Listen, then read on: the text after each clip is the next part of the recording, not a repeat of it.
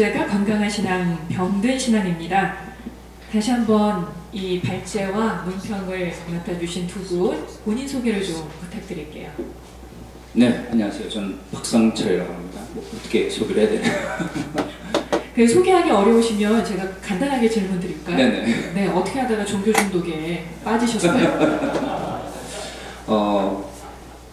글쎄요, 뭐 저도 예전에는 뭐 제가 그렇게 종교에 중독이 됐다는 생각을 못한 상태에서 신앙생활을 열심히 했었습니다. 저는 이제 종신대 신학과와 신대원 졸업하고 그다음에 평범하게 장로 합동측 교단에서 목사 수를 받고 생활했었는데요.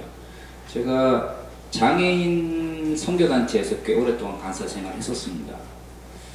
근데 이제 지금은 장애인 복귀이 잘 되어 있지만 제가 이제 91학번인데 91년, 90년대 초에 장애인 사역을 할 때만 하더라도 한국 교회에서 장애인에 대한 굉장히 인식들이 많았었습니다. 많은 목사님들, 지금은 돌아가셨지만 성화만 되면 할 수 있는 많은 목사님들이 굉장히 쉽게 장애는 하나님의 형벌이다. 자폐들, 발달장애들은 예수를 스스로 고백할 수 없기 때문에 하나님 나라에 들어갈 수 없다라는 말들을 굉장히 쉽게 하셨어요. 그때 제가 굉장히 충격을 많이 받았었습니다. 왜 주류라고 하는 교회에서 장애인의 문제에 대해서 저렇게 쉽게 이야기할까?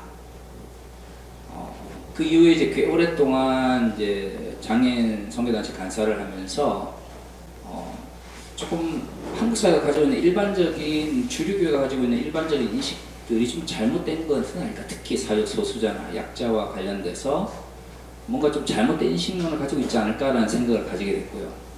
그래도 어쨌든 저도 뭐 어떤 교단 목사로서 또 생활을 해야 되니까 열심히 이제 잘 적응하면서 살아왔는데 어느 시점에 가니까 쉽지가 않더라고요. 그래가지고 35세 독일 유학을 결심했습니다. 그리고 이제 해수 11년, 만 10년 이제 있다가 왔는데 독일에 가니까 종교 중독에 대한 연구가 굉장히 활발했습니다. 저는 이제 정치신학을 전공을 했는데 정치신학의 문제를 다루면서 특히 이제 사회심리학적 측면에서 나치의 문제라든가 그 이후에 독일 사회의 냉전 시대의 문제를 접근하는 방식이 굉장히 많았고요. 이미 1970년대에 틸만 모저라고 하는 사람들은 신중독이라고 하는 개념을 가지고 사회심리학적으로 종교 중독의 문제를 굉장히 많이 다루는 측면을 봤어요. 그래서 제가 그 부분에 대해서 박사 논문을 쓰면서 관심을 많이 가졌었는데 이제 박사 논문에 모든 걸 다 다룰 수는 없지 않습니까? 그러다 보니까 저는 주로 이제 신정치신학, 칼 슈미트에 대한 반대 개념으로서 발전한 정치신학을 많이 연구를 하게 됐는데 한국 들어와서 보니까 제가 연구를 진행하면서 관심을 가졌던 종교 중독이라는 부분이 오히려 독일의 7, 80년대 뿐만 아니라 현재 한국 교회, 특히 근본주의 기독교 혹은 제가 속해 있는 보수적인 교단에서 나타나고 있는 부정적인 종교 현상을 설명하는 데 굉장히 유용하다는 생각이 들었고요. 처음에 이제 제가 이제 한국 들어도 5년 됐는데 처음 들어와서 2, 3년은 적응한다고 막 정신이 없다가 재작년부터 조금 다른 관점 속에서 그냥 교회 문제가 있다가 아니라 좀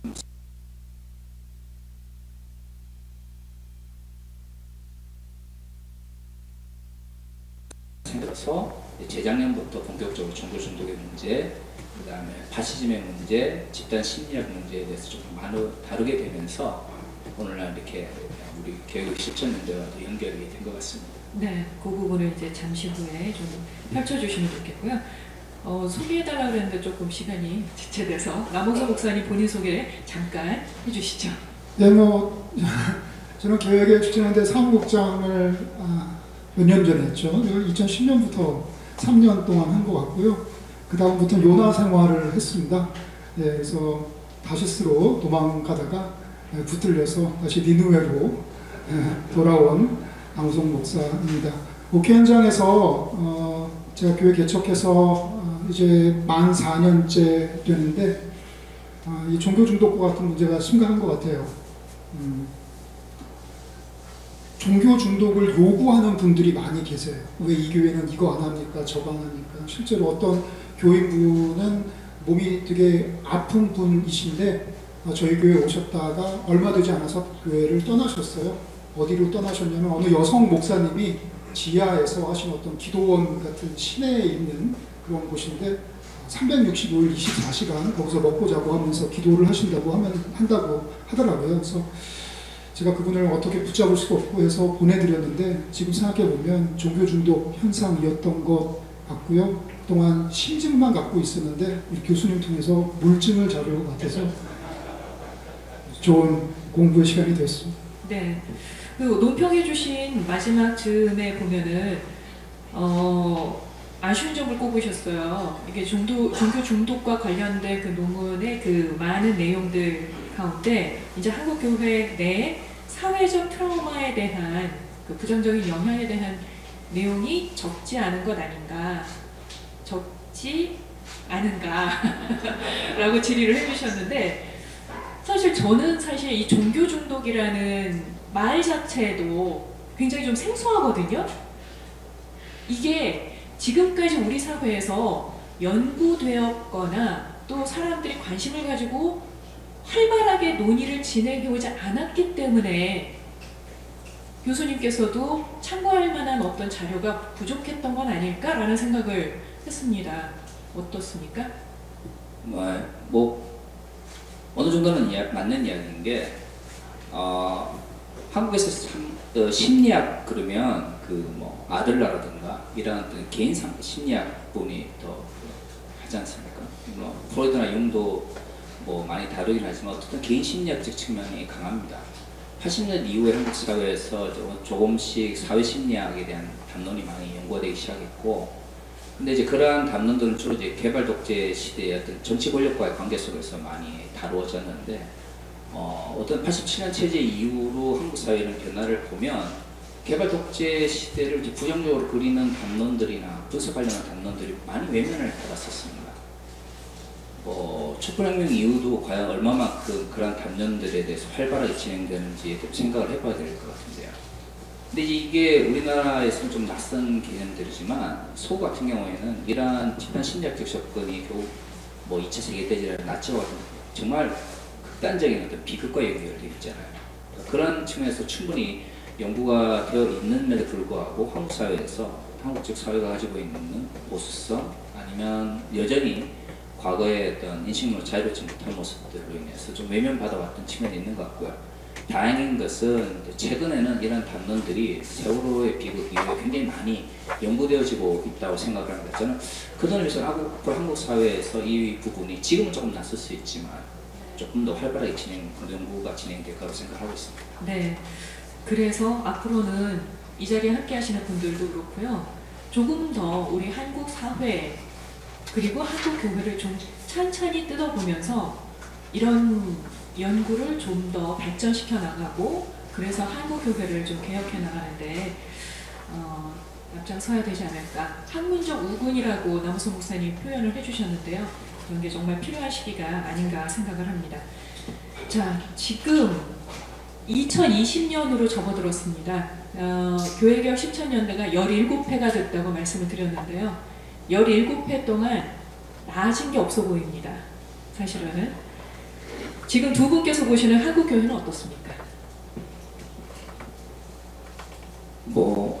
좋게 본다 그러면 거짓말일 것 같고. 근데 저는 일단 부정적 측면과 긍정적 측면 두 가지 측면을 다 보고 있는데요. 부정적 측면은 아시는 바와 같이 과거에는 이제 수면 위에 깔려져 있던 반공주의와 결합되어 있던 기독교 근본주의가 이제 2019년과 2020년을 지나면서 수면 위로 올라왔다는 측면은 굉장히 부정적 측면이고요. 특히 지금 적극적으로 뭐 현 정권에 대한 비판이든 아니면 과거 독재에 대한 긍정을 하는 극우적인 정치 세력들 같은 경우에는 그 부정적인 영향력이 더 크고, 저는 그것이 한국교회에 굉장히 부정적인 결과를 낳을 거라고 생각을 합니다. 근데 또 다른 측면에서 보면 과연 지금의 저런 극단적인 현상들이 그럼 과거에는 없었던 현상이 21세기 세대로 갑자기 등장한 것일까? 아니면은 과거에는 그러한 생각을 가지고 있던 사람들이 주류를 이루었고 권력을 가지고 있었고 구태여 광장이나 또는 밖으로 나와서 외치지 않아도 자신의 기독권을 지킬 수 있는 충분한 사회적 분위기였는데, 사회가 87년 체제와 또는 촛불혁명을 거치면서 급격한 변화를 가지게 된 것이죠.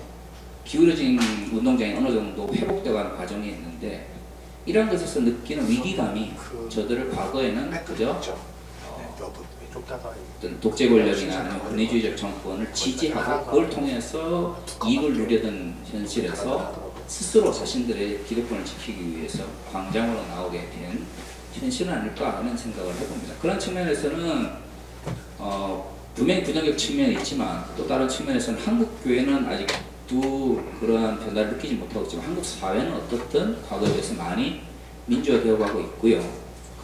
그런 것들이 지금의 한국의 극우적인 특히 기독교 정치운동을 주도하시는 분들의 위기감을 일으켰다고 생각을 합니다. 그래서 저는 두 가지 측면이 다 있다고 생각합니다. 그러니까 병이 아닌 줄 알고 그냥 묻어놓고 있을 때 잘 몰랐는데 병이 드러났을 때는 이제 치유가 시작이 되는 상황이니 지금을 오히려 어떤 희망의 출발점으로 보시는 건가요? 네, 그렇습니다. 네.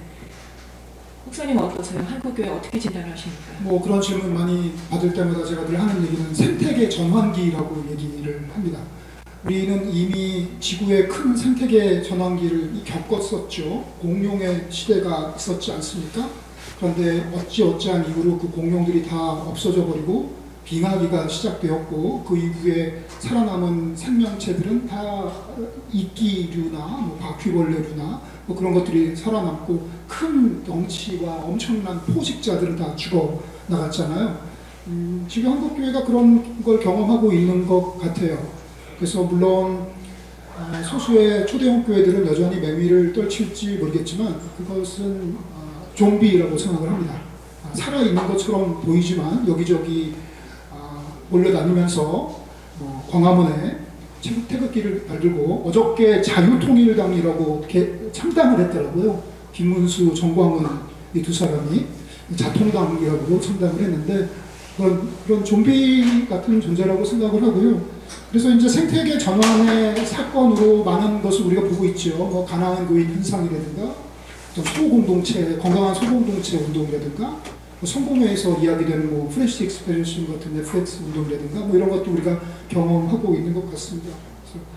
그래서 생태계 전환이 잘 됐으면 좋겠습니다. 죽을 것들은 빨리 죽어나가고 그리고 살아날 것은 또 빨리빨리 살아나갔으면 좋겠습니다. 네. 오늘 발제 들으면서 레리 오스본의 책이 생각이 났는데요. 우리말 제목이 당신의 열심이 위험한 이유입니다. 그 저자는 왜곡된 종교적 열심의 결과로 교만과 배타성 등을 지적하고 있는데 사실 오늘 말씀을 들으면서 그동안 우리가 해왔던 그러니까 남학성 목사님이 논평 마지막에 이제 질문을 던지신 부분인 것 같아요. 정말 모범적인 신앙생활이라고 생각했던 교회적인 열심, 이 열심이라는 것과 우리가 지향해야 할 이런 배타성, 종교 중독 이런 것들을 어떻게 구분을 할 수 있을까? 교수님 어떻게 구분을 할 수 있을까요? 네, 어려운 문제죠. 시험 문제 같았어요. 벌써 다른 분들이 다 연구를 하셨겠죠. 답이 이렇게 정해져 있는 게 아니니까 어려운 문제라고 생각을 합니다만은 아까 책도 언급해 주셨으니까 저도 그 책에 대해서 굉장히 동의를 하고요. 그와 연관성 속에서 이야기를 한다면 저는 앞으로 이제 건강한 신앙생활이라는 것을 규정해야 될 시대가 왔다고 생각합니다. 과거에는 그것을 규정할 필요가 없었어요. 그러니까 우리 한국교회가 병들었다, 문제가 있다라는 걸 인식하지 못할 때에는 종교적 행위나 아니면 눈에 보이는 교회, 가시적 교회에 열심히 참여하는 것을 건강한 신앙생활이라고 했죠.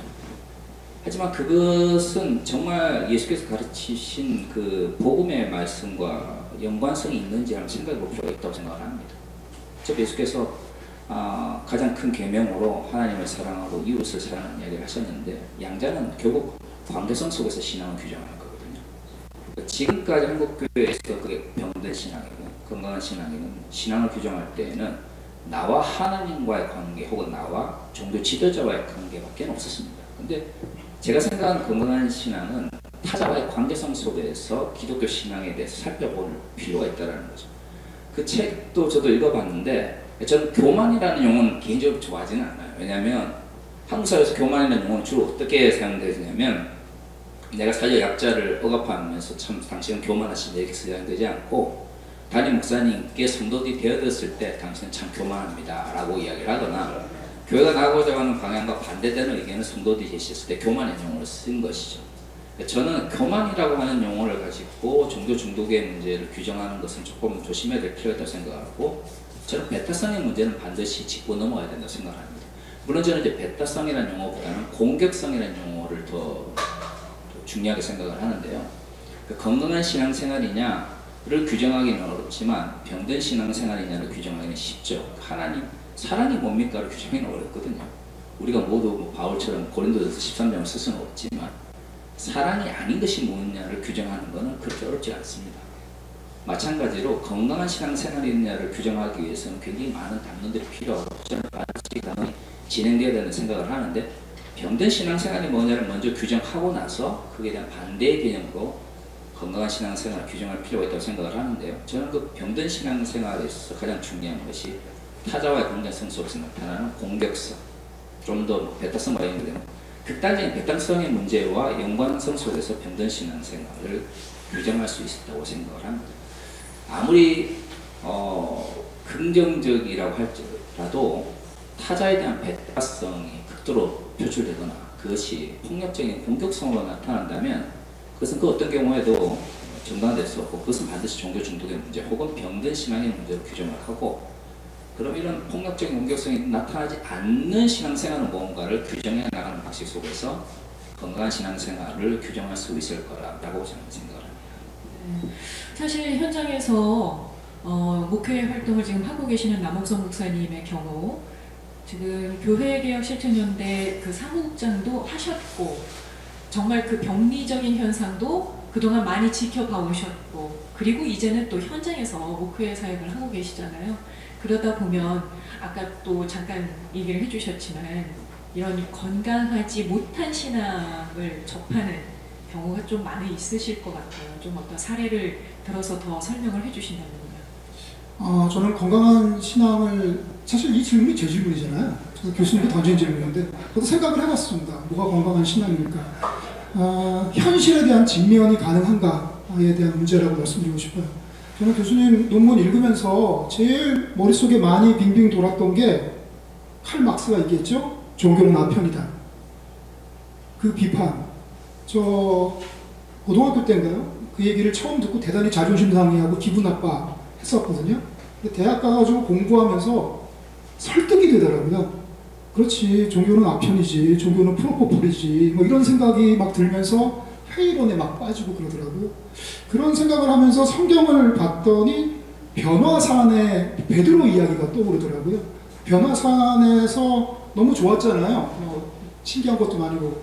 근데 여기서 계속 살자 그랬더니 예수님이 빨리 내려가자 그랬잖아요. 그래서 정작 베드로는 변화산에 있고 싶었지만 겟세마네 동산에서는 쿨쿨 잠만 잤거든요. 그리고 골고다 언덕 올라갈 때는 아예 도망을 쳐. 변화산에만 있으려고 하는 사람들이 종교 중독인 것 같아요. 군인으로 치면은 훈련소에만 계속 동기들하고만 있으려고 하지 자대는 안 가고 전쟁이 나면 전장에 안 나가려고 하고 자동차로 치려면은 주유소와 정비소 세차장에만 있으려고 하지 도로는 달리려고 하지 않는 신앙이 바로 종교 중독인 것 같습니다. 요즘에 가상현실 얘기가 많이 나오는데 종교 중독은 일종의 가상현실 세계에만 존재하는 것 같아요. 현실로 나와서 현실을 직면하고 자기가 이 신앙 공동체로서 종교적 제의를 통해서 얻은 경험과 그리고 깨달음을 가지고 현실을 직면하고 변화시켜 나갈 수 있어야 되는데 그것을 교회에서 가르치지도 않고 그것을 기대도 하지 않고 계속 교회만 발 묶어두려고 하는 것이 현실의 목표가 아닌가 하는 생각이 듭니다. 예. 자, 우리 지금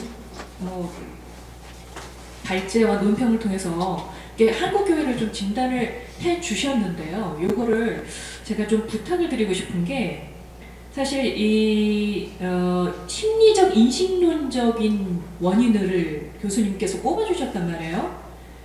요거를 좀 말을 바꿔서 조금 이해하기 더 쉽게 개인적인 그리고 한국 교회의 모습으로 그리고 우리 한국 사회의 모습으로 요걸 나누어서 좀 설명을 해주시면 어떨까요? 모든 걸 다 이야기할 시간은 안 될 것 같고 개인적인 이야기를 했습니다. 저는 그 종교 중독의 문제를 다룸에 있어서 개인적 요인, 개인적인 차원에서도 좀 진지하게 고민할 필요가 있다고 생각하는 게 단순히 뭐 개인의 어떤 낮은 자존감이나 강박 이런 문제도 있지만 사회적 현상과 연결을 했을 때 한국교회를 지배하고 있는 개인에 대한 가장 큰 어가 뭘까 하면 결국에는 성공에 대한 가치가 한국교회에 굉장히 이제 많이 지표에 있다라는 거죠. 한국교회에서 성공, 사회 성공이나 경제적 부가 굉장히 긍정적으로 묘사됩니다. 뭐 좁은 의미에서는 고3을 위한 기도회처럼 좋은 의미에서 시작하는 것 같지만 결국에는 그 고3들 중에서 원하는 대학에 지나가지 못하거나 이라는 것을 염두에도 기도하지는 않죠. 자기가 원하는 목적, 좋은 대학. 근데 그 좋은 대학은 결국 한국사회에서 뭘 상징하죠? 학벌. 학벌은 결국 사회적 성공을 기반으로 하는 것이죠. 교회 차원에서 고3 기도회를 하지만 한국 사회가 정말 경제적인 사회적 성공이나 경제적 부를 축적하는 것에 대해서 너무 쉽게 받아들이고 있고 그걸 너무 긍정한다는 말이에요. 저는 그렇게 뭐 좋은 대학을 나오지는 않았습니다만 어떻게 한국 사회 모든 사람들이 다 인류 대학을 나오면서 사회적 성공을 추구할 수 있습니까? 문제는 좋은 사회란 인류 대학을 나오지 않아도 아니면은 사회 성공이라고 하는 긍정적 뭐 그런 또 목표에 도달하지 않아도 행복한 삶을 살 수 있는 것이라고 생각합니다. 독일은 우리나라에 비해서 대학 진학률이 그렇게 높지 않습니다. 최근에 많이 높아졌다고 해서 한 20%, 25%, 과거에는 15% 정도밖에 안 됐었습니다. 그래도 우리보다 더 잘 살아요. 그리고 그 사람들 대학 안 나왔다고 해서 불행하다고 말하지 않습니다. 한국교회 고3 기도회로 상징되어지는 그 학벌에 대한 집착을 보면 좋은 대학을 가지 못하면 불행하고 좋은 대학을 나오지 못하면 사회적 성공할 수 없고 사회적 성공을 할 수 없으면 불행하다라는 거 연결되는데 그래서 사람들이 강박을 가지게 되는 것이죠. 문제는 그런 경제적인 어떤 성공이라고 하는 것이 과연 성경적인 것인지 그리스도의 제자로 살아가는 데 있어서 반드시 필요한 것인지 아니 그것을 추구하기 위해서 추구하는 과정에서 갖게 되는 사회적 불의를 받아들이는 것이 그리스도의 가치인지에 대해서 한국교회는 다른 것도 물어보지 않는다는 것이죠. 개인적 차원의 문제인 것 같지만 결국에는 이러한 것들이 과거 어떤 특정 시점 속에서 신성화된 자본주의가 우리에게 준 서열화된 어떤 사회적 관계, 성공해야 된다, 성공은 좋은 것이다 라고 하는 가치가 알게 모르게 우리 가운데 굉장히 내재되어 있는 것이죠. 그러한 측면에서 보면 성공에 대한 강박관념과 같은 것도 일종의 트라우마일 수도 있다는 거죠. 내가 정말 사회적 성공을 하고 싶어서 사회적 성공을 추구하느냐 아니면 부모님의 나를 바라보는 관점 아니면 나의 친구가 나를 바라보는 관점 아니 사회에서 나를 보는 관점이 성공이라고 하는 사람이 되어야만 성공한 사람이 되어야만 인정받을 수 있는 것이냐 그러면 사회적 성공을 하지 못한 사람들은 한국 사회에서 불행하게 살아야 되느냐 아니 도대체 한국 사회에서 말하는 성공과 행복은 뭘까에 대한 질문을 던져볼 시간이 됐는데 한국교회는 특히 그것을 질문하지 않습니다. 그러니까 저는 그러한 것들이 트라우마의 문제나 아니면 외적으로 억압적으로 주어진 가치의 어떤 강요의 문제와 연결되어 있다고 생각을 하고요. 그런 의미에서 사회적 트라우마의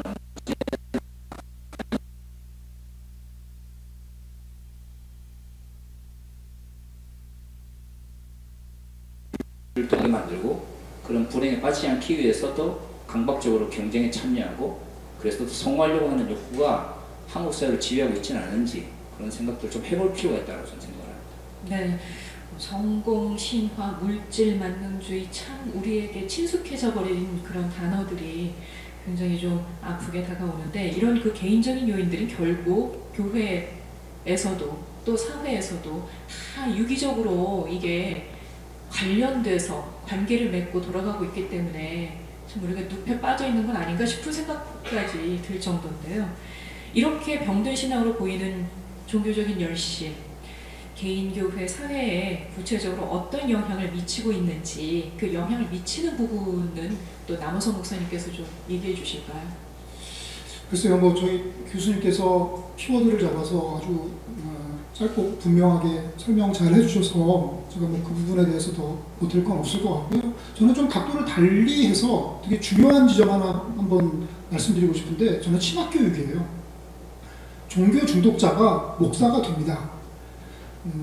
어떤 경우에 저 같은 경우는 종교 중독자가 아닌 상태에서 신학교육을 받았어요. 왜냐면 저는 별로 신학교에 가고 싶지 않았거든요. 근데 신학교는 지속적으로 저에게 종교 중독을 시킵니다. 목사의 사명을 깨달아라, 40일 동안 뭐 금식 기도를 해라, 영성 훈련이라는 이름으로 그다지 종교 중독이 아니었던 저를 엄청나게 종교 중독을 시키더라고요. 근데 저는 그것을 맨 처음에 거부하다가 순응하게 됐어요. 아마 우리나라의 목사들은 100% 종교 중독 아닐까요? 모르겠어요. 뭐 먹고 살아야 되니까 그러는지 모르겠는데, 예, 종교 중독자를 계속 양성하고 본인도 종교 중독이 되는 것 같아요. 저는 교수님께서 제안해 주신 이 종교 중독이라는 이슈가 아주 시급하게 한국의 신학교육의 커리큘럼에 반드시 들어가야 된다고 생각을 해요. 목회하게 들어가야 된다고 생각을 하고, 무엇이 건강한 신앙인가에 대한 기본적인 개념부터 일단 정립을 해놓고, 나는 목사로서 나는 신학생으로서 그런 목사가 되려고 노력을 할 것인가, 또 어떤 교회를 할 것이고, 또 어떤 성도님들을 섬길 것인가 하는 그런 기본 가치 체계부터 우리가 좀 바꿔야 될 것 같아요. 그래서 신학교육 단계, 목사 양성 단계부터 종교 중독에 대한 것을 지적하고, 그리고 그것을 좀 고쳐나가야 되지 않을까, 뭐 이런 생각을 좀 했습니다. 그 교육적인 측면에서 사실은 좀 요즘에 그 강의를 많이 하시더라고요, 보니까. 근데 관련해서 뭐 얘기를 하고 이 부분에 대해서 그 신학생들에게 이야기를 했을 때 반응은 어떻습니까? 아직 좀 어렵죠. 예를 들어 제가 제일 한번 참 지적을 잘 해주셨는데, 그 목사의 소명의식에 대한 강조가 특히 한국 교회, 특히 교단 신학교에 굉장히 팽배해 있습니다. 근데 사실 이걸 조금 다르게 생각해 보면, 개신교는 과연 그런 목사의 소명의식을 기반으로 교회론을 펼치는가? 그럼 아니거든요. 그러니까 개신교의 출발점을 마틴 루터 종교개혁이라고 생각하면, 마틴 루터의 신학에서 가장 두 가지 요소를 하면, 두 나라 이론하고 하나는 이제 만인제사장설인데, 만인제사장설의 핵심은 모든 그리스도인들은 하나님의 소명을 받았다라고 하는 소명의식이잖아요.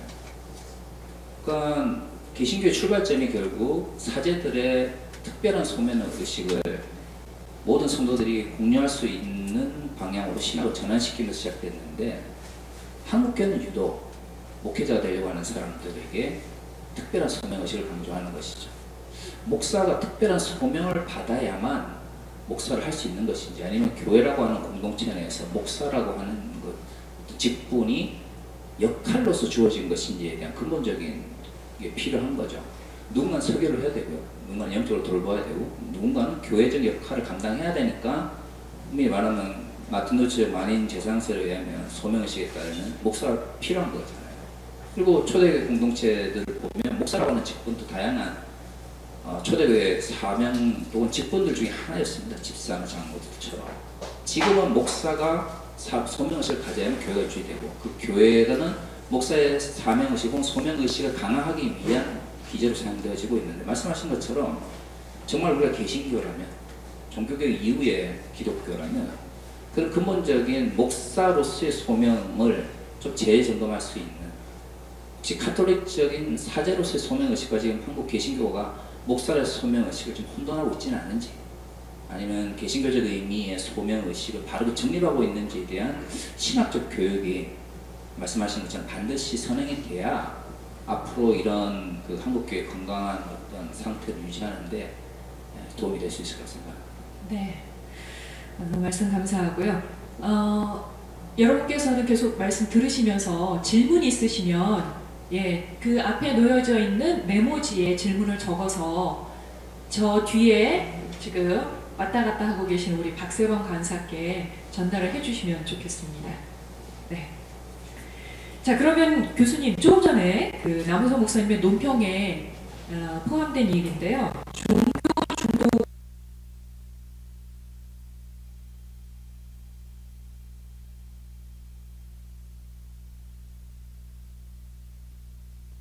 필요한지, 그리고 교회는 어떤 노력을 해야 하는지 말씀 좀 부탁드릴게요.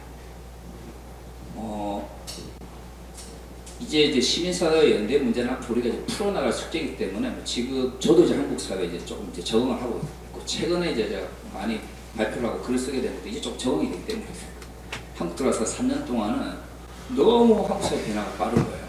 10년 나가 있었는데 느낌은 한 20년은 있다고 있는 듯한 느낌을 받았어요. 그만큼 한국 사회 변화가 빠른 거죠. 지금 한국 사회를 좀 더 정확하게 인식해야만 더 좋은 대안을 내올 수 있는 거죠. 그런 의미에서는 시민사회 연대의 문제도 포괄적으로는 또는 지향으로서는 반드시 필요하지만 구체적인 측면에서 좀 더 고민할 필요가 있다고 생각을 하는데 도움이 되는 사례가 과거 이제 냉전 시대에 독일에서 주로 이제 신학자들, 특히 바르트의 정치신학을 중심으로 연구하셨던 분들, 특히 바르트 좌파 연구라고 하는 분들이 그 마르크스주의자들과 대화하는 과정을 거쳤습니다.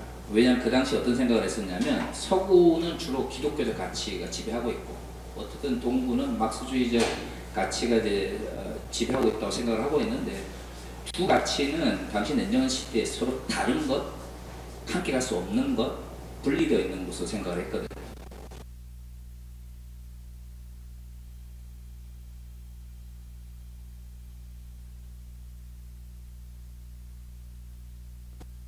동독 이후에 동독을 긍정적으로 수용하는 데 굉장히 많은 영향을 미쳤죠.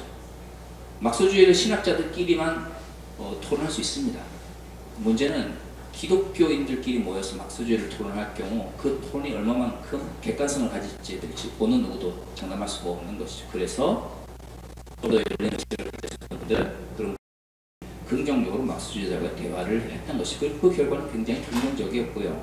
물론 그 이전에 독일이나 유럽 같은 경우는 종교사회제 혹은 기독교사회제 전통이 있었기 때문에 가능했겠지만 저는 종교중독의 문제를 다룰 때 기독교 내에서 껴있는 의식 있는 사람들만의 담론으로 끝나서는 안 된다고 생각해요. 왜냐하면 중독이라고 하는 것은 경계가 필요하고요. 그 경계는 누가 어떻게 규정하는가에 따라 달라지는데 예수를 믿는 사람들끼리 모여서 놓는 규정이라고 하는 것이 과연 종교 중독을 규정하면서 100% 객관적일 수 있을까라는 거죠.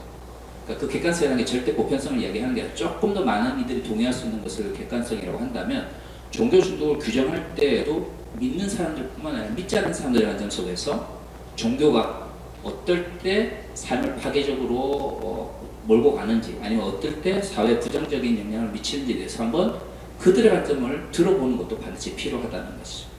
그러니까 먼저 믿지 않는 사람들의 관점 속에서 기독교를 어떻게 이해하고 있고 종교를 어떻게 바라보고 있는지에 대한 소리를 듣는 것 자체가 저는 기독교 내에서 종교 중독의 문제를 해결하려고 하는 사람들에게 굉장히 많은 도움을 줄 거라고 생각을 해요.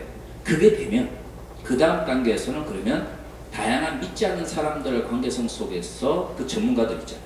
그들이 바라보는 종교의 문제를 우리는 기독교는 어떤 식으로 이해할 건가를 바라볼 수 있는 것이죠. 아까 그 막스의 태제를 이야기해 주셨지만 막스의 태제에서 그 아편이라고 번역되어 있는 독일어 말 오품이거든요.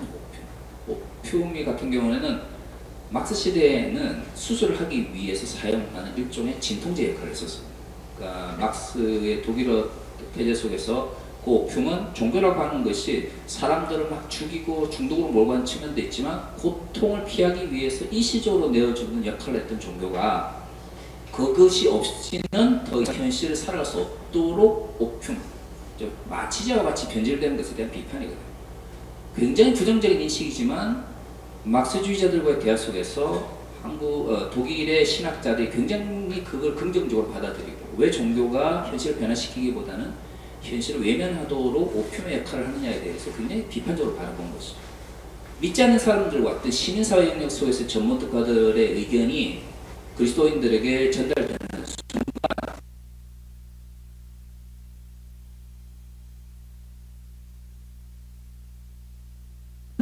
지발점이 되는 동시에 함께 해결할 수 있는 연대의 힘이 저는 생긴다고 생각합니다.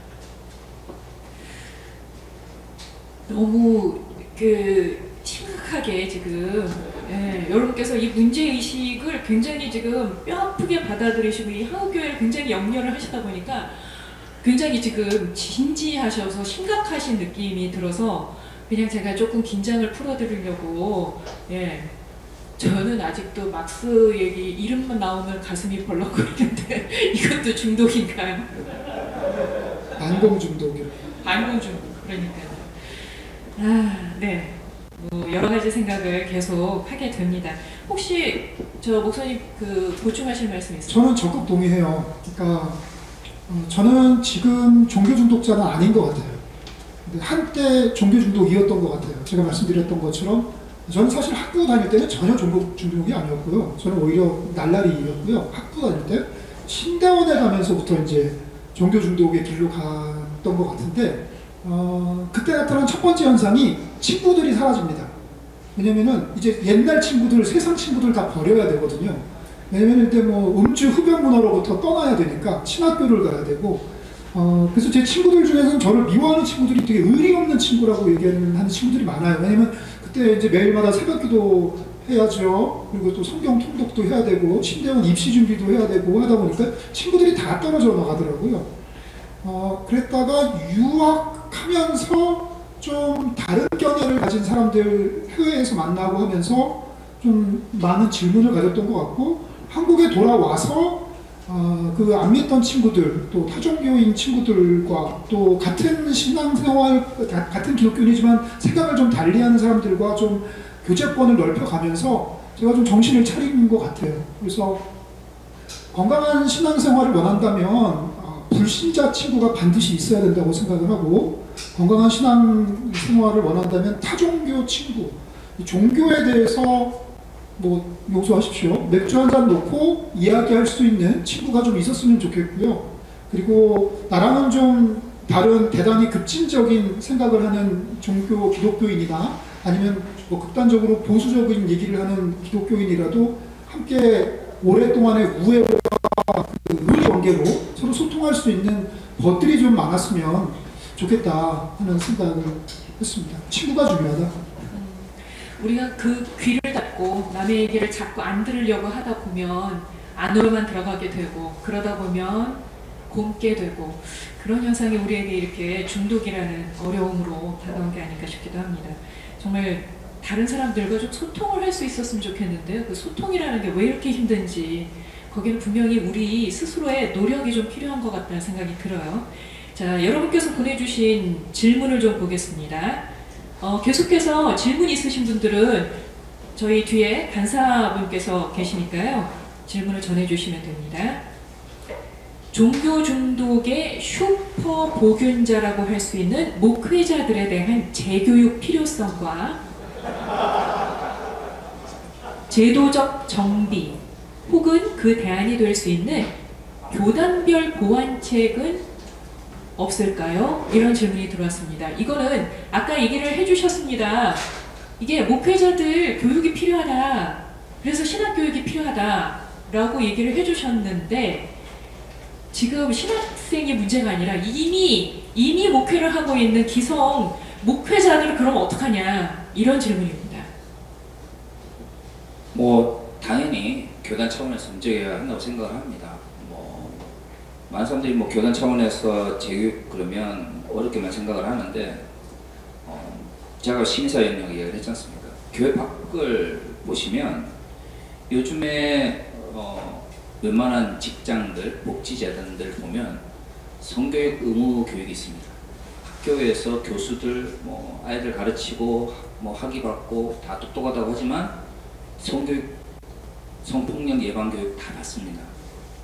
이상한 게 아니죠. 저는 목회자들의 그 문제들에 있어서 종교 중독에 대한 무슨 이론적 측면도 분명히 필요합니다만 그게 당장 힘들다면 가장 근본적으로 교회라도 한국 사회가 변하고 있는 성윤리나 성폭력의 의식, 그거는 감수성 문제를 따라갈 수 있도록 의무화해서 교육시킬 수 있는 제도라도 하나라도 정착을 시킨다면 큰 변화가 있을 거라고 생각을 해요. 그러니까 저는 목회자들의 재교육이 반드시 신학적인 재교육이라고 생각하지는 않고요. 종교 중독으로 인해서 나타나는 부정적 현상을 막을 수 있는 교육 역시도 종교 중독을 막을 수 있는 하나의 교육이라고 생각을 해요. 성인지 감수성을 높일 수 있는 교육을 좀 교단 차원에서 의무화할 수 있는, 만약에 의무화가 힘들다면 지속적으로 교단 차원에서 자료를 제공하고 그것이 이제 반드시 필요하다라는 캠페인이라도 지금 시작을 한다면 저는 한국 교회가 굉장히 많이 달라질 수 있을 거라고 생각을 해요. 문제는 교단 내에서 계시는 분들도 왜 성인지 감수성을 높여야 되는지에 대해 문제의식을 갖지 못하는 거죠. 그런데 한국에서 나타나고 있는 가장 큰 문제 두 개는 교육 세습하고 남성 목회자들의 여성 성도들에 대한 성폭력인데 세습의 문제는 굉장히 많이 대중화되고 뭐 JTBC라든가 다양한 언론을 통해서 나타나고 있지만 남성 목회자들에 의한 여성 성도들에 대한 성폭력의 문제는 지금 수면 아래에 나와 있거든요. 근데 이미 사회는 그런 교육을 통해서 의무하고 있어요. 그걸 듣고 안 듣고는 또 다른 문제입니다. 받아들이고 안 듣고는 또 다른 문제지만 어쨌든 교육을 의무하고 있는데 과연 이제 그 교단적 차원에서 그런 가장 가장 근본적인 측면의 재교육 부분에 대해서 별로 인식을 하지 못하고 있다고 하는 게 문제라고 생각을 하고요. 그런 것이 되면 그 다음 단계는 또 다른 교육이 가능하고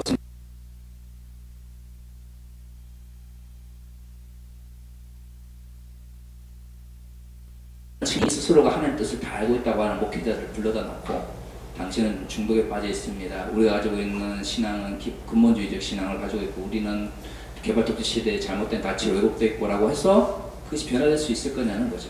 그러니까 저는 목회자에 대한 재교육은 반드시 필요한데 방법론적 측면에서 좀 더 실질적인 감수성을 높이는 성인지 감수성을 높이는 방향으로 먼저 교육을 좀 한국교회가 해 나간다면 굉장히 많은 변화를 가져올 수 있을 거라 생각을 하고요. 일부 교단은 그것을 하고 있다는 측면에서 저는 긍정적으로 생각합니다. 예전에 뭐 예전이라고 이렇게 표현하면 좀 그렇습니다만 여전히 진행 상황이기도 하고 미투 운동 벌어졌을 때나 또 사회적 약자들에 대한 차별, 공격 이런 것들을 보면은 진짜 교회가 사회보다 뒤처져 있구나 이런 생각을 할 때가 많습니다.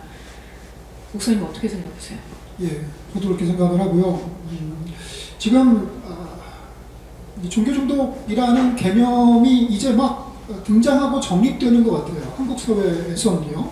아직도 오늘 처음 들으신 분도 계시고 낯선 분도 계시고 개념 자체에 반감을 품으신 분들도 계시고 이것이 각 교단에서 그 문제를 인지하고 뭔가 대책을 세우는 데까지는 시간이 오래 걸릴 것 같고 어쩌면 못할 수도 있을 것 같아요. 왜냐하면 사실 종교중독에 대한 비판은 근본주의에 대한 비판과 다르지 않다고 생각을 합니다. 그리고 한국교회는 근본주의입니다. 거의 대부분 근본주의 아니겠습니까?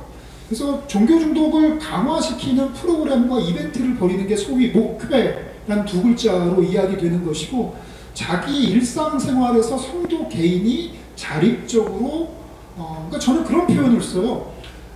목사님은 왜 그렇게 성도들의 삶에 관여하지 않으십니까? 라고 질문하면 저는 그 성도님 안에 역사하시는 성령의 능력을 믿습니다. 라고 저는 변명을 하거든요. 사실 제가 게을러서 안 하는 거면서. 예. 근데 제 변명은 그거예요. 나는 왜 성도들의 삶에 그렇게 타치하지 않는가? 그 성도도 안에 역사하는 성령님의 능력에 대한 신뢰를 가지려고 대단히 노력을 많이 해요. 그런데 그것을 그런 개념 자체가 없는 것 같아요. 성도는 양이다. 계속 딴 길로 가려고 그런다. 회초리를 들어라. 그래서 목사가 계속 안으로 데리고 들어와야 된다. 이벤트를 해라. 그리고 뭐 40일 새벽 기도회를 하고 뭐 그렇게 해가지고 성도들을 쥐잡듯이 잡아라. 라고 얘기를 하죠. 마치 군대에서 정기적으로 얼차례를 하잖아요. 옛날엔 그랬어요. 그게 이유가 있어서 하는 게 아닙니다. 안 그러면 빠진다고 애들이. 그냥 하는 겁니다. 아무 이유 없이 때리고 뺑뺑이 돌리고 군장 돌리고 하는 게 그냥 하는 거거든요. 교회에서 목회하는 게 결국 교인들한테 계속 뺑뺑이 돌리고 얼차례하는 것과 가학적인 행동과 뭐가 다른가.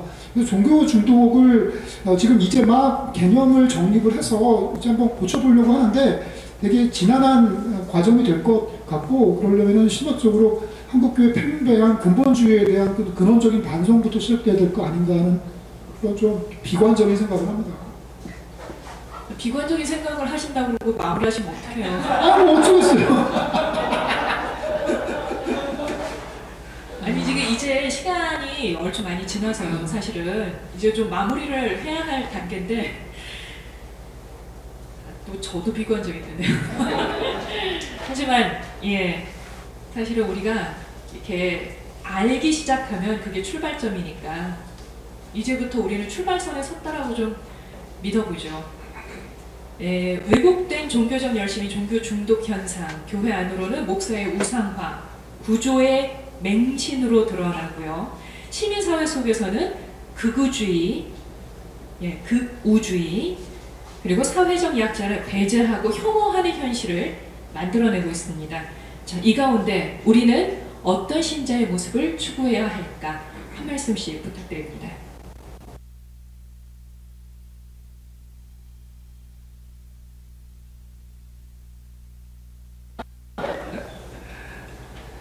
저는 좀 이상적인 미래를 위해서는 좀 이상적으로 접근하는 것도 필요하고요.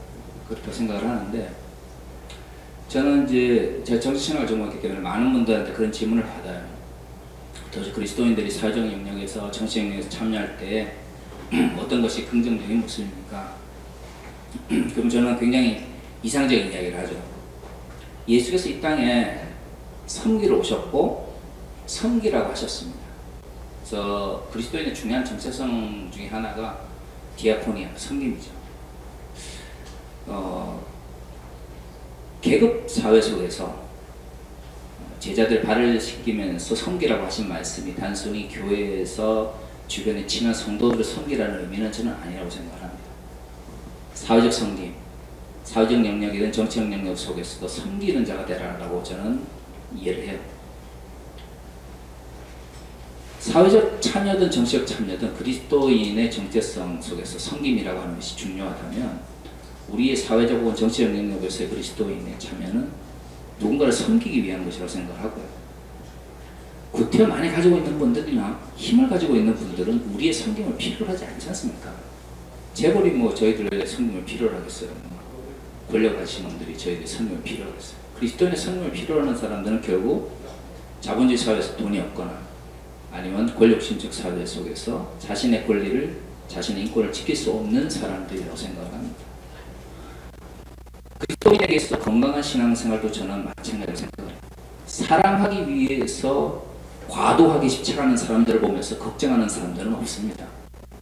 사랑은 아무리 강조하고 사랑은 아무리 많이 실천을 해도 그것을 중독이라고 말하지는 않죠.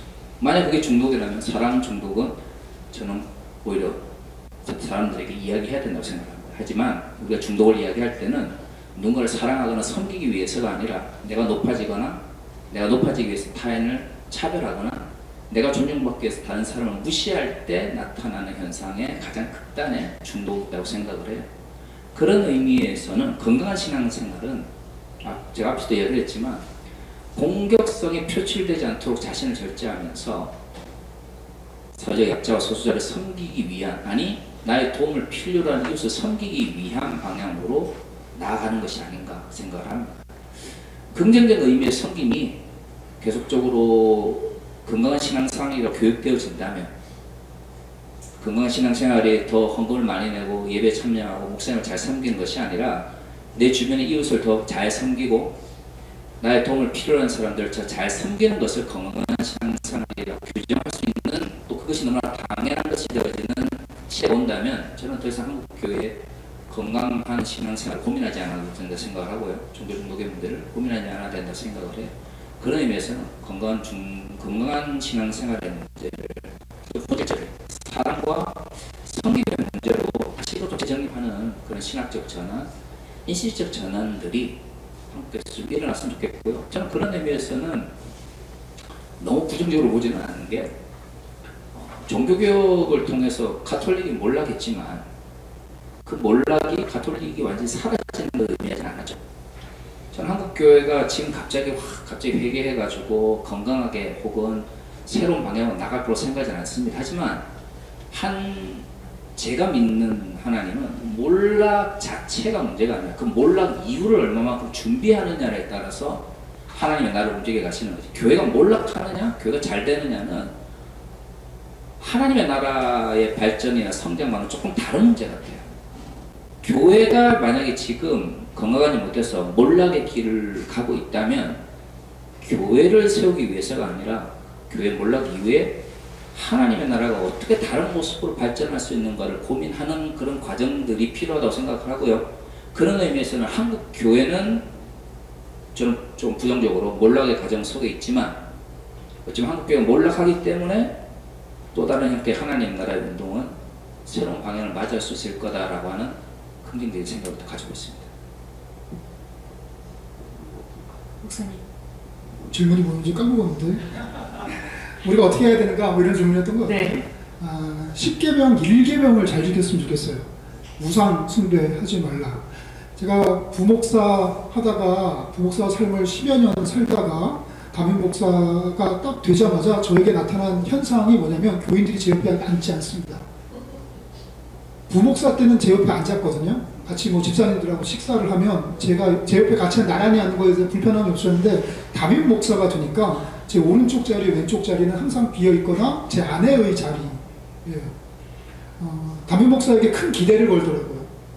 새로 개척되는 교회에 큰 기대를 걸더라고요. 나쁜 게 아니겠죠. 근데 사실 우상화라는 것과 큰 기대라는 것은 한 끗 차이인 것 같아요. 좋은 교회에 다니면 좋은 성도 된다고 착각하시는 분들이 많은 것 같아요. 좋은 목사 설교를 많이 들으면 좋은 성도가 된다고 착각하는 분들이 많은 것 같아요. 마치 수학 강사가 수학을 인강을 많이 쳐다보면 수학을 잘한다고 착각하는 것처럼 말이죠. 손으로 풀어야죠. 낑낑거리고. 내 옆집에 영어 원어민들이 많이 산다고, 내가 이태원 산다고 영어를 잘하는 게 아니잖아요. 내가 낑낑거리면서 단어를 외워야 되고 영어 회화를 연습해야 되고 막 그런 힘든 과정을 겪어야 되는데, 그런 교회와 목사에 대한 환상이 대단히 많은 것 같아요. 올바른 교회 운동 하시는 분들 가운데도 많은 것 같아요. 그것은 목사가 뭔가 실수했을 때 거기에 대해서 격렬하게 반응하는 모습을 보면은 그런 모습을 볼 수 있는 것 같아요. 목사로서 되게 억울해요. 그러니까 목사는, 그러니까 성도는 듣고 그대로 사는 삶이고 사람이고, 목사는 전하고 그대로 사는 사람인데, 듣고 그대로 사는 사람이 그렇게 살지 못하면 당연히 그런 거 아니냐라고 얘기하는데, 전하면서 그렇게 살지 못하는 사람이 그렇게 살지 못한다는 사실이 뽀롱이 나면 잘립니다. 네, 그 자체가 목사에 대한 우상숭배죠. 아까 말씀하신 루터, 우리 종교개혁의 목사관 얘기도 하셨지만, 그래서 목사든 교회든 그리고 자기 자신의 신념이든 무엇이든지 다 상대화하고 오직 하나님 나라와 그 의, 하나님의 성품과 하나님의 가치만을 절대화하면서 거기에 도달하지 못하는 내 자신을 끊임없이 조율해 나가는 과정, 그 홀로 가는 그 지난한 시험이 바로 우리의 신앙생활을 이어야지, 좋은 교회, 좋은 목사가 뭔가 컨텐츠를 막 쏟아부어주면 그거를 그냥 막 샤워하듯이 맞고 지나가는 것이 좋은 신앙생활이라고 생각하는 것이 종교중독으로 이끄는 것 아닌가 싶고요. 마치 혼자 낑낑거리고 자율학습하면서, 죄송하지만 고등학교 때 그런 경험이 있던 것 같아요. 어려운 수학 문제 하나 붙들고 한 3시간 낑낑거렸던 시절이 있었던 것 같은데, 그런 어렵게 신앙생활하는 홀로 고독하게 신앙적 투쟁하는 그런 경험들이 우리 일상에 있을 때 종교중독 문제 해결할 수 있지 않을까? 이런 생각 해봤습니다. 네. 오늘 긴 시간 동안 이렇게 논평과 발제 다 듣고 이렇게 대화를 함께 나눴는데, 지금 사실 시간이 많이 지났죠. 그래서 저희 개혁연대에도, 혹은 또 지금 이 자리에 와 계시는 우리 개혁연대 가족들에게 한 말씀씩 좀 부탁을 드리고 싶은데, 짧게. 네.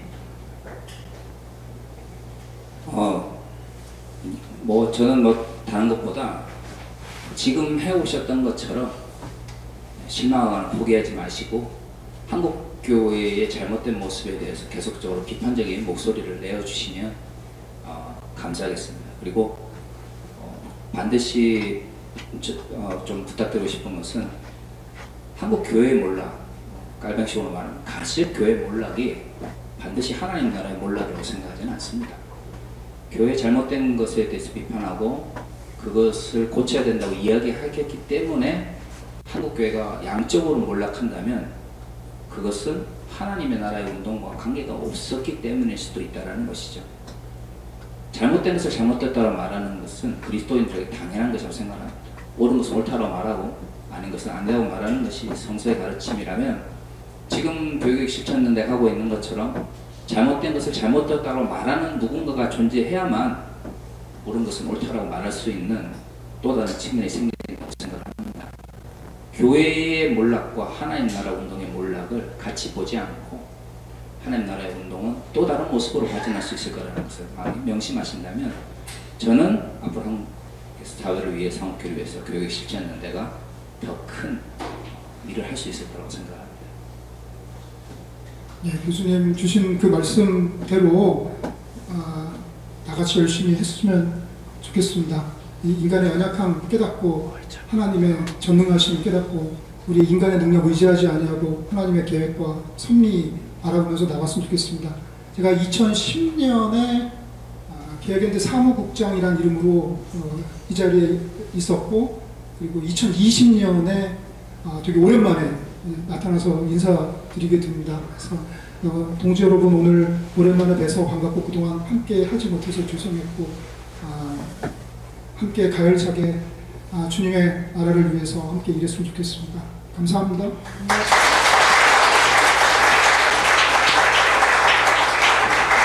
개혁연대 2기 출범 선언문이 이렇게 시작됩니다.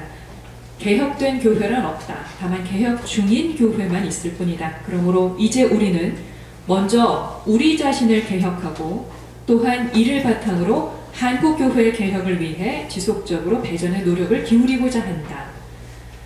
2002년부터 교회개혁에 노력을 기울여온 개혁연대 모든 회원과 교회 그리고 실무진의 수고에 아낌없는 박수를 보냅니다. 더불어서 이곳에 참여한 모든 분이 종교 중독된 열심에서 벗어나서 건강한 신앙으로 회복되어서 살아가길 그날들을 기원합니다. 이 바울이 로마서 8장 28절에서 말씀을 했죠. 우리가 알거니와 하나님을 사랑하는 자 곧 그의 뜻대로 부르심을 입은 자들에게는 모든 것이 협력하여 선을 이루느니라. 한국교회뿐만이 아니라 우리 사회의 개혁, 모든 교회와 성도의 공동체적인 참여로 이루어집니다. 건강한 신앙을 추구하고 교회의 개혁을 실천하는 우리 각자 개인과 교회와 우리 단체들의 연대를 통해서 우리 한국교회뿐만이 아니라 이 한국 사회에도 조금 더 하나님 나라에 가까워질 것으로 믿습니다.